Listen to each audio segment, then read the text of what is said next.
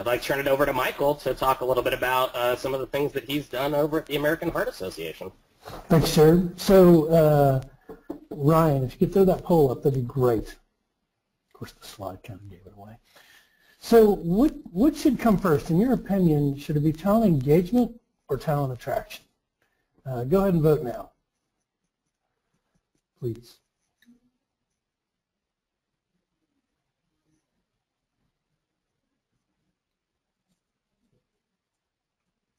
Ryan, you getting hits?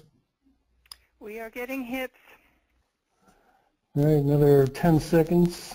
9, 8, quickly vote. 7, 6, 5, 4, 3, 2, 1. All right, let's show. I'm curious with this one. You are encouraged. Okay, right now we have 33% thinks it's talent engagement, and 67% says it's talent attraction. And I thought that would be the case. Well, I'm going to go against the grain here a little bit. And for those of you that are listening in that know me, that's par for the course. So go ahead and throw that original slide, my first slide up. Our focus is on attraction and not talent engagement. And really, to me, it should be the other way around. So today, you're going to hear some things from the three of us that aren't revolutionary. They're really common sense. You've heard a lot of it before, but for some reason, you either think it's too much work, or you don't have time. Well, I've got some bad news for you, sunshine. Labor market's shrinking fast, 5.8% as of last week. And I believe we're going to see it dip to at least 5.0 a year from now, if not sooner. Now, I'm not an economical forecaster. I can't guarantee that that's going to happen. But all signs are pointing that way. They said back in 2010 or 11 when they were doing saying that the full recovery would occur in roughly 2016, and right now that's what we're kind of looking like. So, what do recruiters do? They do the same things. They post, they pray, they wait. Some of your companies have sourcing teams, and you let them do the heavy lifting. It's pure American laziness at its best, and you can't be that way. We've got to get away from that post and pray mentality. As you've heard many times before, talent attraction or talent acquisition is very much like dating. You want instant attraction without having to talk to or engage with candidates. Trying to hit a home run without even trying to get to first base. Well, you need to take a different approach. So we told you 9 tips and tricks. So the first, I'll call it the first Goldberg nugget for you to do is to engage and let attraction happen naturally, just like it does just like it happens in dating. You got to walk up to the person and talk to them and find out if there's common interest before you're attracted to them. So when I say engage, I mean talk, meet with these people, find commonalities. So let's take a look at how at least you get the candidate's attention that leads to engagement, that leads to attracting them to your company, and then can lead you to the next step in interviewing. So next slide, please. So as we all know, you need to have a presence before you can expect any type of engagement. So when I started with AHA, we had the brand name. It was easy. Most people know American Heart and American Stroke Association as one of the best nonprofits, as a top nonprofit that focuses on cardiovascular disease and stroke. So it was easy. We'd attract over 100,000 candidates to our ATS each year. So as you can guess, how many, or as you would figure, how many you would think that, how many qualified candidates would you think we would see? Well, the answer is probably about 5% of that 100,000 tops. So in our opinion, we'd rather see 50,000 candidates coming to our ATS every year with 15 to 20% qualified candidate ratio. So Goldberg nugget number 2. Create, devise, implement an engagement plan before you start throwing posts hop on Twitter, Facebook, careers page, or LinkedIn. If you skip nugget number 2, and then your engagement in the quality of talent attraction will actually be, well, number 2. So you really want to think this through, which we did. And so let's talk a little bit about what we did, and then I'll show you here in a minute some of the types of posts that were out there.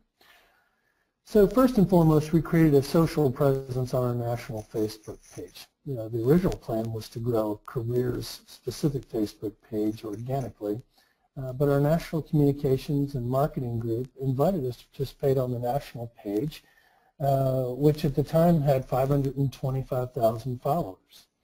Today it has over 630,000 followers. Now that's not all due to recruiting, or at least I'd like to think it would be, but I doubt it was.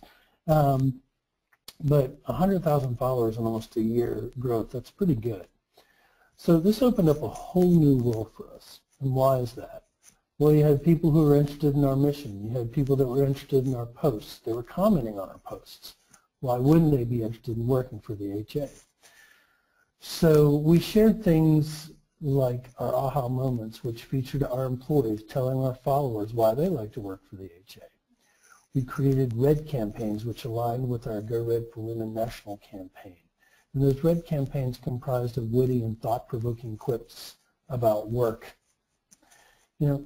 So what happened? We started outperforming the communication team's post in terms of likes and responses.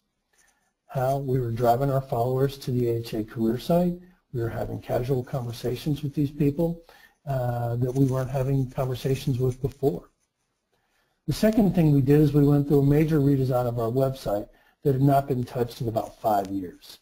And we educated our viewers, making the site more informative, more relatable, and much more easy to use. And you can go to www.heart.org/careers to see what it ended up turning out like.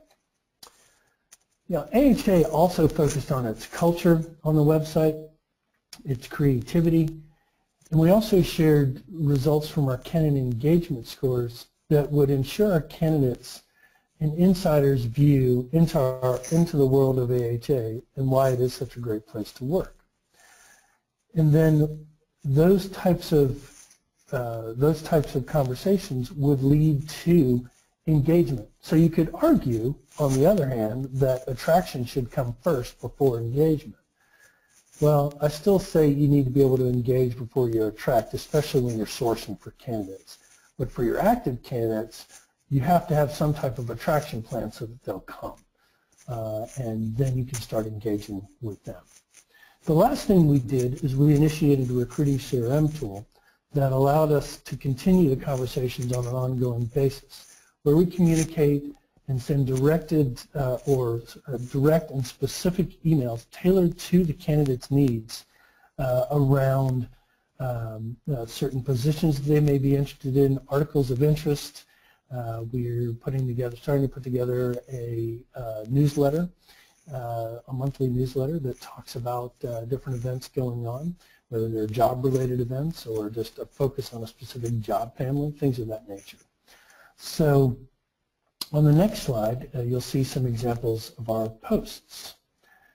So if we could go to that, that'd be great. There's a slight delay, but it will come. Sure. And while we wait for the slides to behave, we have 2 questions for you already, Michael. Okay. And it's from Don. And he's asking, and it's a good question because you can actually answer this. He says, isn't there a big difference between nonprofit and profit positions? And since you've worked in both arenas, you might be able to answer that. And then he's also saying engagement is great. 2 sets of engagement is great, but it takes time, and most clients have urgency. So while you answer his questions, I will get the next slides for you. Sure. So, Anna, help me just make sure I'm on track. So the first question for Don, he asked, is there a difference between for-profit and nonprofit, or what are the differences? He is saying, isn't there a difference between nonprofit and profit positions? Yes, absolutely. There is. In the nonprofit world, though, you do try to attract and engage with people that have never considered nonprofit as an avenue. In fact, it's pretty interesting that a lot of people have this misconception that nonprofit is an easy gig. I'm here to tell everyone, including Don, that it is, and I've been working in this world for, I don't know, 28, 29 years, and this is one of the hardest I've worked. But the positions are different. The pay is a little bit different. It's a little bit lower. The opportunities, though, are better. Some of the benefits are actually better than for-profit. So there's definitely some differences between the two. It's very demanding nonprofit. You are working with less resources, and when I say resources, it's more people. We've actually been, pretty blessed to, have a budget that allows me to do some of the things that I didn't think were possible. Some of the things we've had to do without paying the dime. When we did our career site redo, we didn't spend a dime on it. It was just time and effort. But we did not spend a dollar on getting that revamped, and I think we have a pretty good website, and we look to make it better. So I hope that answers question number one. Question number two, Anna, if you could just kind of repeat one more time. To engagement is great, but that takes time. Most clients have urgency. So when you say to engagement, related to engagement, not the number two, right? Just want to make sure. I think you're right. It's just engagement is great, but that takes time. Most engagement does take time, and I even hear it from my recruiters that we just don't have time to pick up the phone and start talking to these folks. Well, you can take that, you can use that as an excuse all day long. I'm sure that whether you're a nonprofit or for-profit, you as if the managers or directors that are on the line, they probably hear that all the time. And as a director, I hear it as well, but I encourage my recruiters to make the time to spend a half hour, 45 minutes a day, just to pick up the phone and call people. The normal tendency is to send out, a LinkedIn connection, or if we have LinkedIn recruiter, to send them an email going, hey, let's talk. To me, that isn't engagement. That's just, you're hiding behind an email. Make the extra effort to find the phone number, pick up the phone and call these people. It does take time, but as I said, for Goldberg Nuggets number two, you've got to have a plan. And if you don't take the time to plan it out, and then includes planning out your day and how you're going to tackle that as a recruiter, then that excuse will always come into play. And I'm not trying to be negative about it, and I'm not trying to be dismissive. I'm just saying that you've got to have a game plan, and you've got to carve out the time. And sometimes it may even happen in the evening after hours, because that's the best time to reach people. So I hope that answered this question. That was great. And Okay. you ready for the next slide? Yes, please. So these are just a few examples. When you look at this, you can see our aha moment, and then obviously the copy that goes along underneath the picture. This was pulled from the system that we use. It received 227 likes. It has a link to our website. We use the hashtag #WeAreHiring. We use a hashtag called the AHA Life. We'll also post, as I mentioned, our red campaigns. This got over 364 likes. Plan A didn't work. Take this to heart. The alphabet has 25 more letters. Keep trying.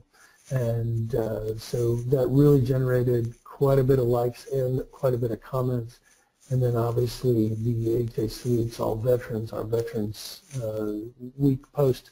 Those are 4 gentlemen that are in that were in the military. One of them is actually the SVP of HR. So and it just encapsulates everything and shows that we are out there and that we're trying to make a difference. And you know, I think that these posts do count as attraction, but when the conversation starts or someone puts a comment on underneath these posts, that the engagement truly begins. So next slide.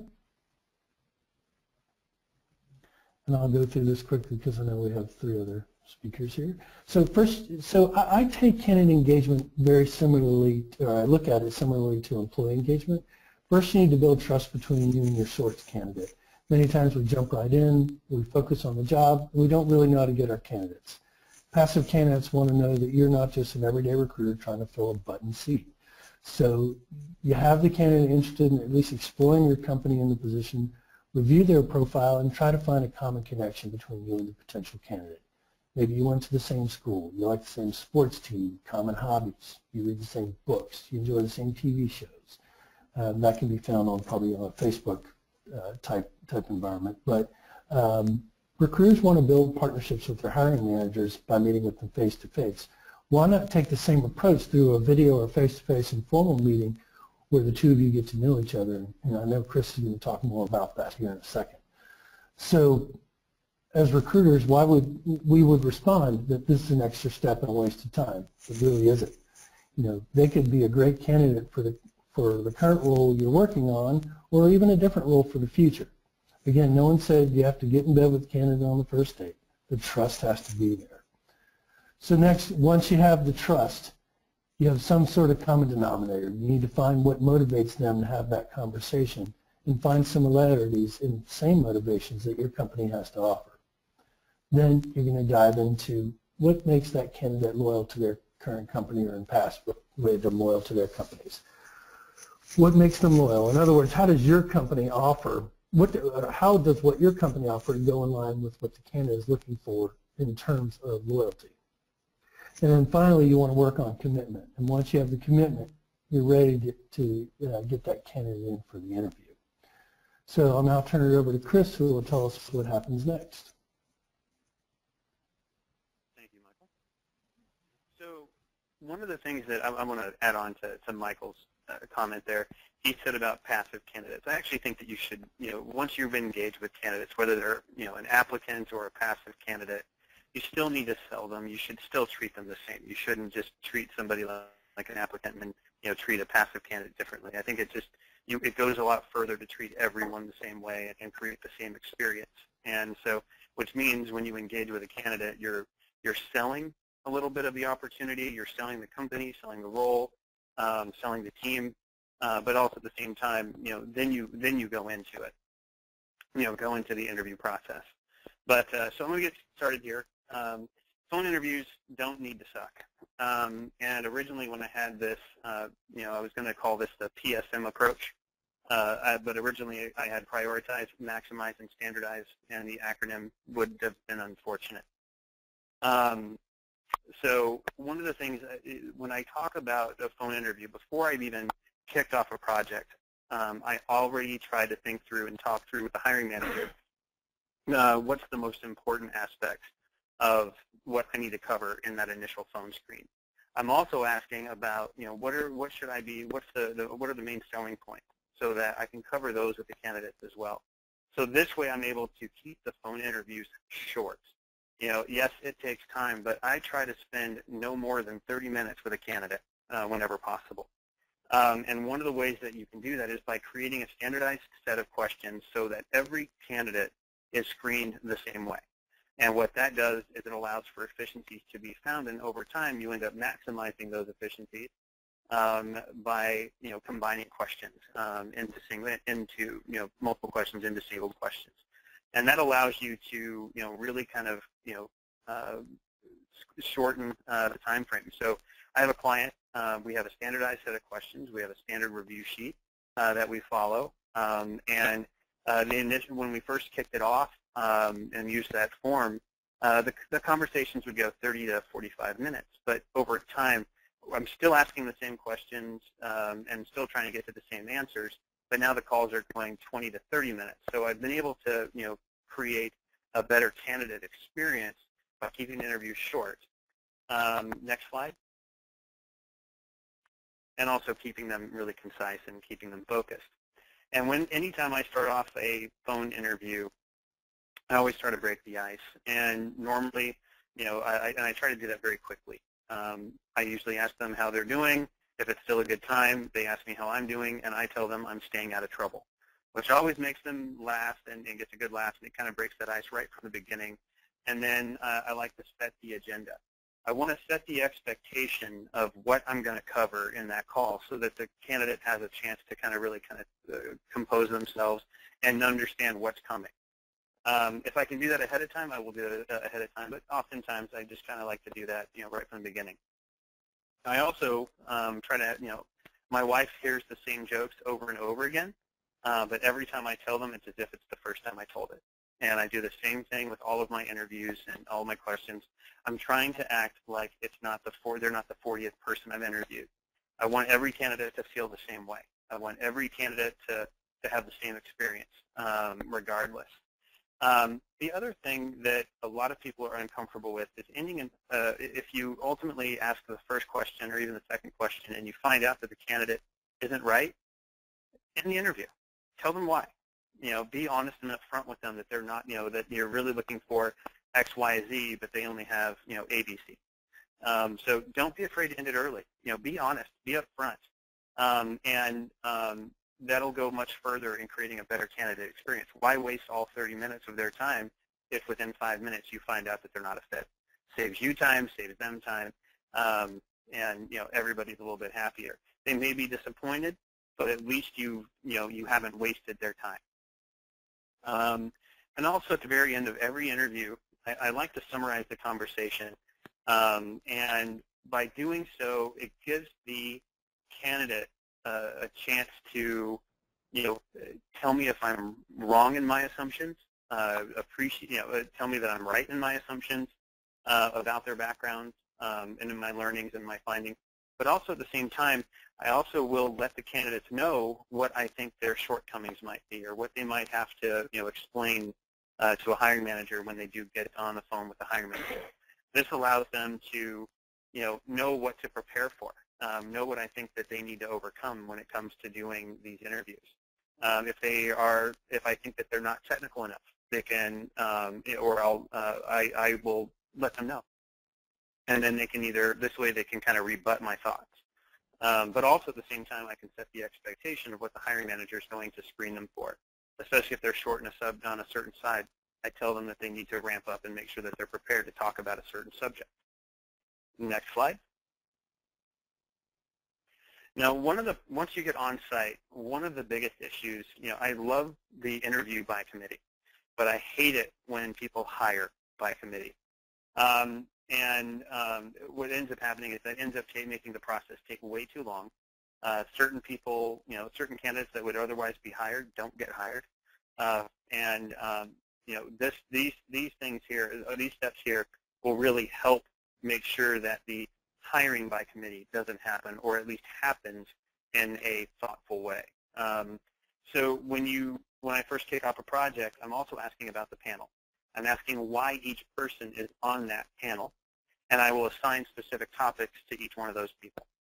Or I'll ask the hiring manager to assign specific topics to each one of those people that they will then screen each candidate for.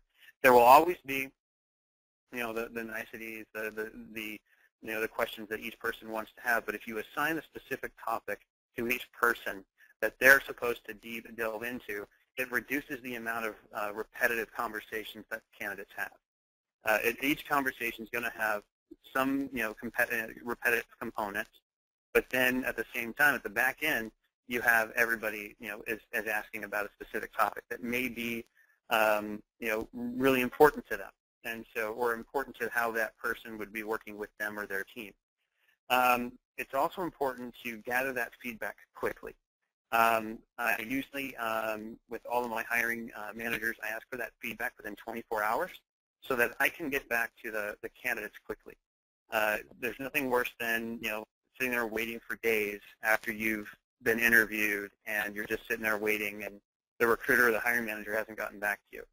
So gathering that feedback quickly, and then also making sure that the feedback is weighted correctly. So I'm going to give an example, but I'm not going to name names. I had a client who had 2 positions. Both were open for about 2.5 months, 3 months, almost 3 months, and it was stupid. Yeah, I actually sat him down and told him he was being effing stupid, and I told him why.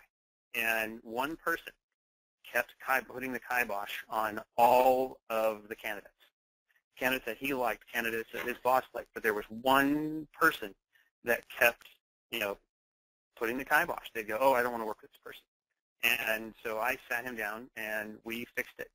I said, is this person's feedback helping to move the process forward? Are we screening candidates in or are we screening candidates out? What's the goal here? And he realized that this person, just wasn't going to be interacting with these people often enough to really warrant that much weight in the hiring decision. So we moved that person off the panel, and within 3 weeks, we actually got the positions filled. And one of the other reasons why was I actually sat down with the hiring manager with a couple resources open like LinkedIn Recruiter, and we looked for profiles that we thought that he would be interested in. We did a live search. We found about 40 people that he liked for each one, and I reached out via phone, got a couple of people engaged. We tightened up the process, thankfully, through sitting down and fixing the process, and we got them filled very quickly after we've addressed the issues. Next slide. And one of the other ways to really optimize these panels is to make sure that we are sensitive to the candidate's time. A lot of us have put candidates through a process that took months. Try to tighten it. We need to be sensitive to the candidate's time, whether they're passive or active candidates. Find a way to speed the process up. Even if they come in, you have multiple rounds of interviews, try to reduce the number of days that the candidate is involved in the process. I'm a big fan of one-day panels. If it has to be 2, that's fine, but find a way to really tighten up the process so that it doesn't take months. Whenever possible, if there are, say you have 2 people that have a similar stake in that person and hiring that person, they're going to have the same types of interactions, double them up. Try to get the candidate out through the process as quickly as possible and as efficiently as possible. And then again, I can't emphasize this enough, collect the feedback as quickly as possible. This way we can get everybody through the process in a timely manner.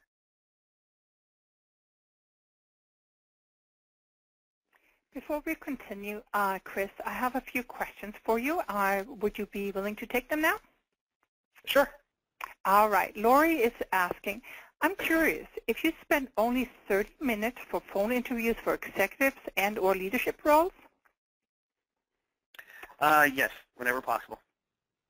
And what's your strategy behind that? I'm asking very targeted questions. I am getting right to the point, and and that's one of the reasons why I'm honest with them and upfront. Yeah, I let them know what my concerns are so that they can address them. I've also probably shared their resume with the client or the hiring manager, and got the questions that making sure that I'm really covering everything I need to cover. So the standardized questions plus any concerns that I have or any concerns that the hiring manager has. So I'm really digging deep in those very targeted questions. I don't beat around the bush. I go right at the heart of the issue that we need to cover. And if I think it needs a little more time, yes. Do I go over 30 minutes? Yes. Do I try to avoid it? Yeah, absolutely. Very good. And actually, and then on that, I don't. If I do an interview and I submit them to the hiring manager or the client, if there are other questions, I will call back and arrange for another interview, just to cover those key topics that I may have missed or cover some concerns. I have no problem calling back, but I try not to. Can I make a suggestion on that too? Sure. May I interject? I would think that one good tip and I would agree with Chris that you really want to try to keep it down to 30 minutes. Anything beyond 30, if you haven't figured out if that candidate is qualified or doesn't fit with your culture or whatever you're looking for, then you might not be doing something right in the intake meeting. So a good practice is to have that conversation with the hiring manager up front. Get the questions they want to know up front. That way you don't have to call back and ask. Make sure you get all those, get some of the key questions answered up front so you don't have to go back. Yeah, and actually that's something I'll cover on my next slide too. Sorry. Okay, no, perfect. It's a good segue. And Anna, you said you had another question? Yes, there's a few more, but let's take one more now, and then before you hand it over, I'll ask a few more. So Warren is asking, provide us with your prevailing view whether recruiters treat applicants like their customers and suggestions for what ways to improve this practice. Absolutely. That's why at the beginning I said, applicants need to be treated the same way as passive candidates. You have to treat a passive candidate you're trying to sell. You're trying to engage and attract to your, to throw their hat in the ring. Treat applicants the same way. Don't just treat them like, a number or a digital resume. Really, get to the hardest to why they applied. Try to sell them on the opportunity. Don't make them feel like they're the only ones that need to do the selling. Make them feel like, you want them to. All right, I think we're ready for the next slide. Yes, please. So the other thing that, and actually to Michael's comment, I'm going to skip to the second line here. Calibrate often. Because if you are submitting candidates and you are putting through the screen that was determined at the beginning, and you're getting people through to the hiring manager, but they're not making it to the on-site, look for that, because you're wasting time. Look for those trends right from the get-go, and really try to fix things. When I sat that hiring manager down to address the issues, I really regretted not doing it sooner. I let it go too long because I didn't really look for the trends, and so what was happening, the positives and the negatives. In this case, it was mostly negative. Everybody was making it on site. People were getting excited, but one person kept kind of putting the kibosh on everybody. So once I noticed that, I sat the hiring manager down and we fixed the issue. And that's part of the identifying troublemaking panelists. Not everyone really needs to be there, and not everyone needs to be a part of it, even though the hiring by committee can sometimes, be good. Oftentimes, it can draw things out, and candidates that would actually be viable get screened out of the process. So it's just making sure that you, address these issues as they come up. And I don't need to talk about that. I've already talked about that next part. So next slide. Now, this is we are all consultants. We are all salespeople. We are all psychologists and therapists to our candidates and our clients. And so we need to help the hiring manager make the decision, especially when, and that's one of the reasons why we have to address these issues during, the interview process as quickly as possible, because we're trying to help the, hiring manager find the right candidate, and we're trying to help the candidate find the right job. And so that's where we have to advocate on behalf of our clients and on behalf of our candidates. One of the things that we're trying to do is we're trying to find the right people for the right job. We're trying to, make everybody happy. That's our goal. That's what we're trying to do. And sometimes hiring managers may not know what's best for them. Sometimes candidates may not know what's best for them. And it's our job to ask the right questions. It's our job to, find out why a decision isn't being made, or why did this candidate get screened out. But sometimes you just have to put a stake in the ground and say, this candidate is the right person for the job. The feedback from all of these people is spot on. The feedback from this person, I don't know where it's coming from. And this person, doesn't have an opinion. So why are we passing? Let's find out where these concerns came from. Let's address them, and maybe have the person come back for that second round. That's where, I prefer everything get done in the first, one day, but, if there's a concern, let's address it. Let's not just write a candidate off. our job is to make sure that we're getting the right butt in the right seat. And so if we see the right candidate and the hiring manager is not moving fast enough, or the process isn't moving fast enough, we need to get involved. We need to speed things up. So that's where, that we have to be an advocate, and we have to sometimes put that stake in the ground and say, okay, we either fix this, or I'm not working on this until we do. So, that's the kind of stuff that we really need to do. I don't have a very strong opinion about that at all. Any more questions? Yes, we do have a few questions, and I think we'll take one before you hand it over. And one of them is like very current. Any advice from you on addressing this time of year with prospective clients or hires? This is Brian wanting to know. Well, with clients, let them know that between Thanksgiving and New Year's can be a doldrum as far as getting candidates on the phone. Just set that expectation right from the get-go that there are people that are heads down trying to get everything done for year end. So depending on the industry or the function you're recruiting for, some people may not come up for air, especially with like recruiting finance folks or salespeople. They're not going to come up for air until January. And even then, some of the finance folks might not come up for air until March. So really, making sure that you set those expectations with the clients that this is a time of year where we may or may not get a lot of candidates in the process. And from a candidate perspective, oftentimes, I have one of my clients right now is going to be gone for 2 weeks before Christmas, and then going to be in India for a week. So he's out of the office for 3 weeks, and so we had to, figure out how to, continue the recruiting process without, without him. And so we figured it out, and so we put it in place. But we did set the expectation with the candidates that they would be doing a video interview with the hiring manager rather than in person. So really, just tell the truth. I'm not in the habit of lying to people that often. All right, thank you. With that, Darina, take it away. Thank you, Chris. Hi, everyone. Thanks for sticking around to the end. I really appreciate it. So I'm going to talk holistically about what Michael, Chris, and Matt just discussed matters, and how to get buy-in from your leadership team, and how to incorporate candidate experience into your recruiting strategy. But let's start this by putting on our job seeker hats for just a minute. I know it's been a while for some of us. And ask yourself, how were you treated the last time you looked for a job? Were you ever ignored by a company? And if so, what was your attitude towards that company afterwards? Did you apply for another job? Did you refer people to the company? Or did you badmouth them when someone brought them up? So these questions, attitudes, and feelings represent what our candidates encounter after they apply for a job at our companies every day. Now, if you work in business-to-consumer companies, it's easier to quantify that negative impact of poor candidate experience. Your candidates are your customers.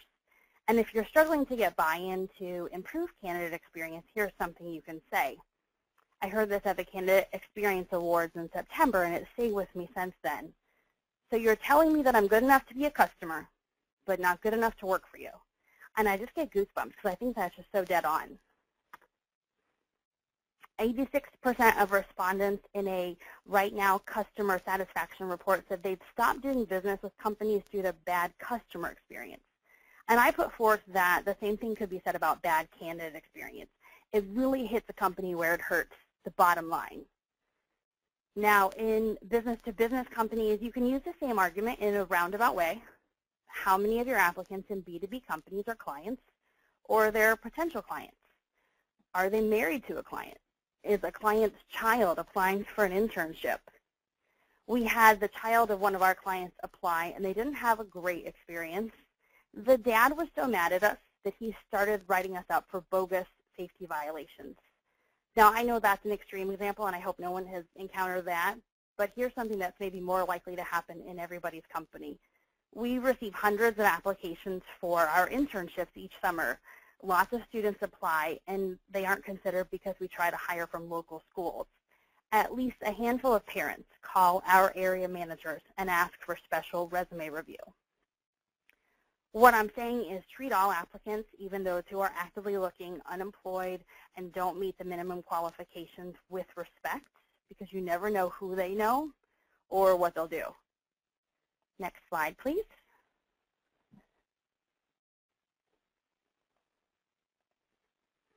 So now you heard the why, and next I'll talk about the impact of not paying attention to candidate experience today and then the future. And this is really adding on to Michael's Goldberg nugget number 1. The blue funnel represents site traffic, applications, and hires for 1 year. I know this data is going to be different at every company, but I wanted to give you our real-world example. To the left of the funnel, you see the percentages of hires, 3, and the percentage of non-hires, 97. And you can get this site traffic data from Google Analytics, and that's a free tool. And I'd highly recommend that someone in recruiting has access to Google Analytics and is looking at this data for your career site regularly. And then app and hire data you can get from your ATS.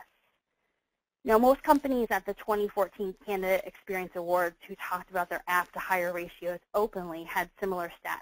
And I'd venture to guess that everyone on this call is rejecting at least 80% of their applicants. And that makes sense because it's so easy for candidates to apply for jobs today.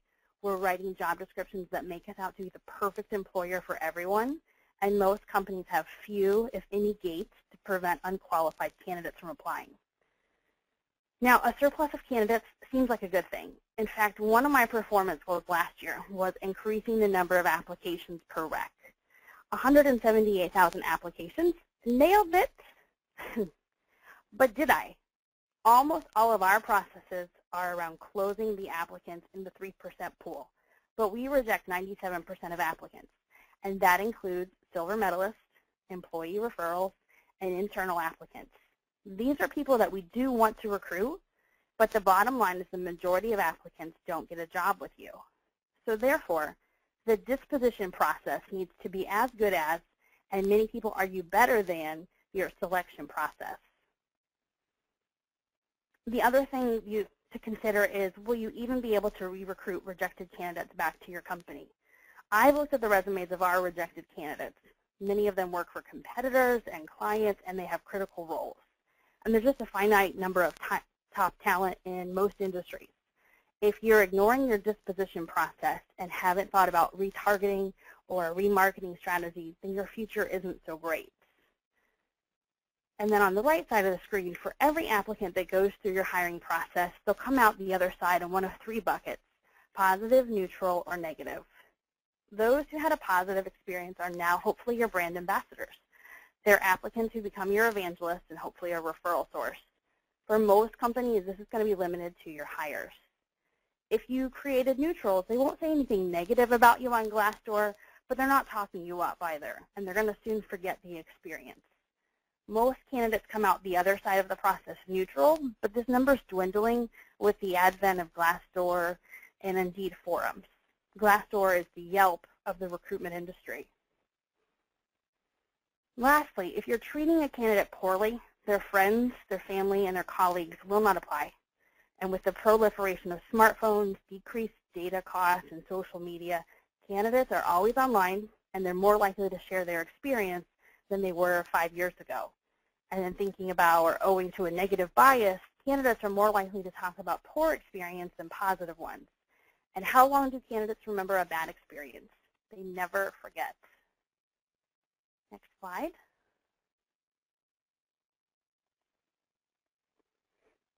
So the last recommendation I have to improve candidate experience is to communicate. Where companies score poorly in candidate experience surveys are communication, especially after candidates submit an application. Now, I recognize that personalized communication is difficult for recruiters because if your inbox is anything like mine, you're receiving dozens of unsolicited resumes and in-mails on a weekly basis.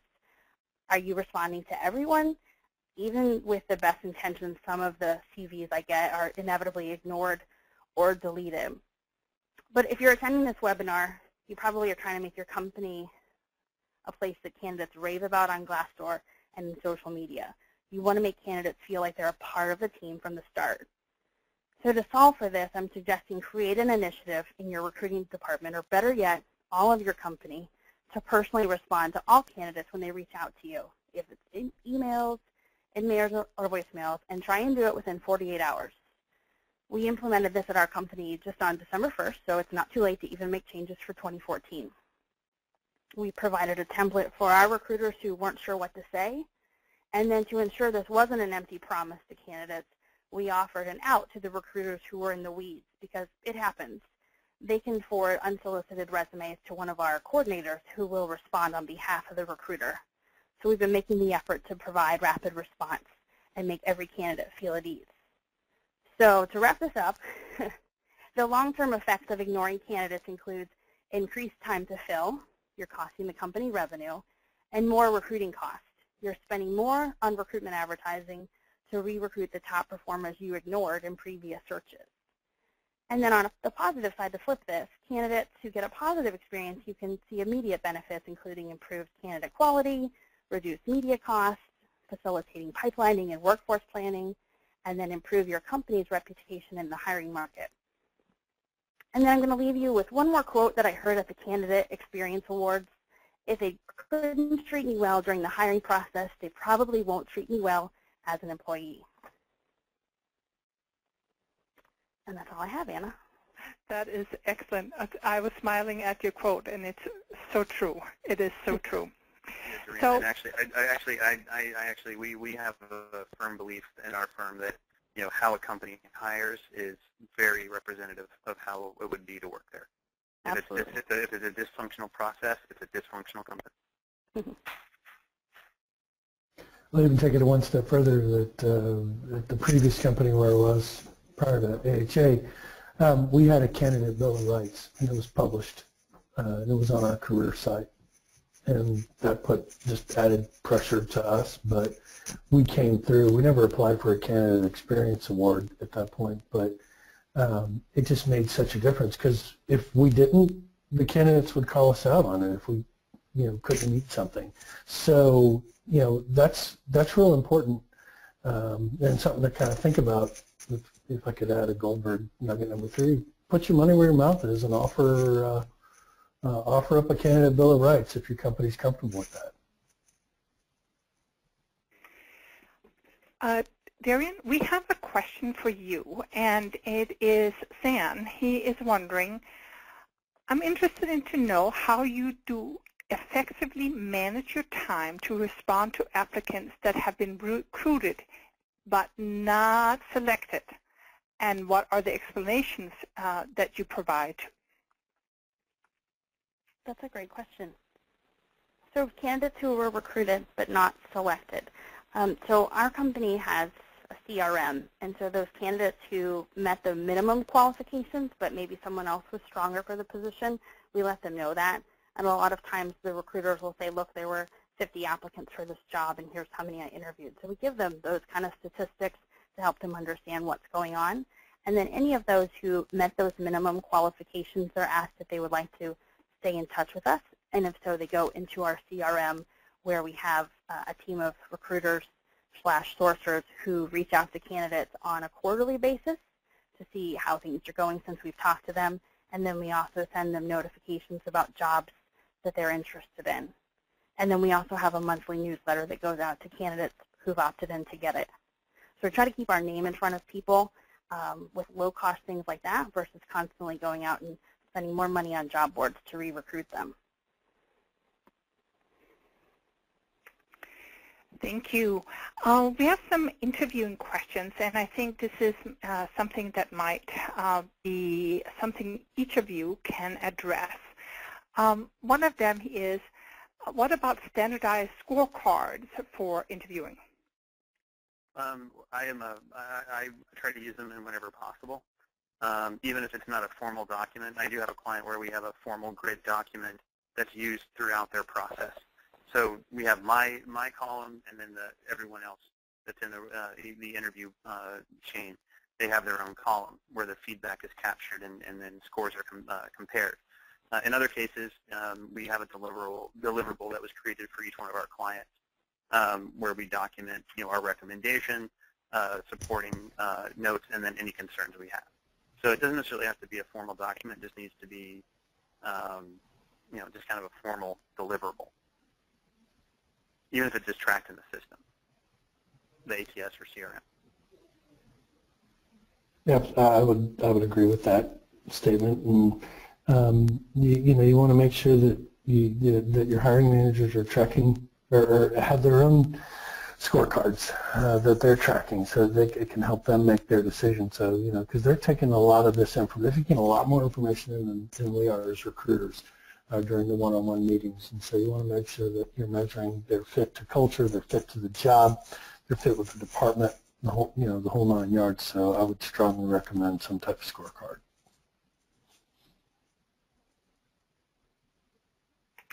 All right. Chris, we have a question addressing you directly. Do you have a favorite interview question that you ask your leadership candidates? A standard question to ask all of them? I guess so, yes. Keisha wants to know. No, it's every rec is different. Every company is different. When I worked at Yahoo, yeah, we did. It was culture oriented. It was, we'd ask a lot of questions around, how they navigate multiple, working cross-functionally. That was something, we did a lot of at Yahoo. So we always asked that question, how do you navigate, being in a company that is very collaborative between the different functions and the different groups. So that was a fairly standard question, but really it comes down to the client now and being specific to them. It's really going to be geared towards, regardless of which position we're working for at any of our clients, we will ask the same question across all of the positions we're working on versus, a standardized question we ask all of our clients. Well, what do you know? It's almost 1 minute to a hard stop. But I want to keep talking. I want to keep talking. I like hearing myself talk and providing unsolicited advice.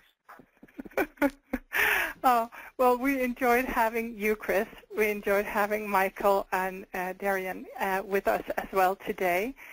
Once again, Matt, thank you for your introductions, and we also want to thank our sponsor, Jobvite, for making this available for all of us here at Recruiting Blogs and our readership. So thank you for your time. Thank you for your good advice.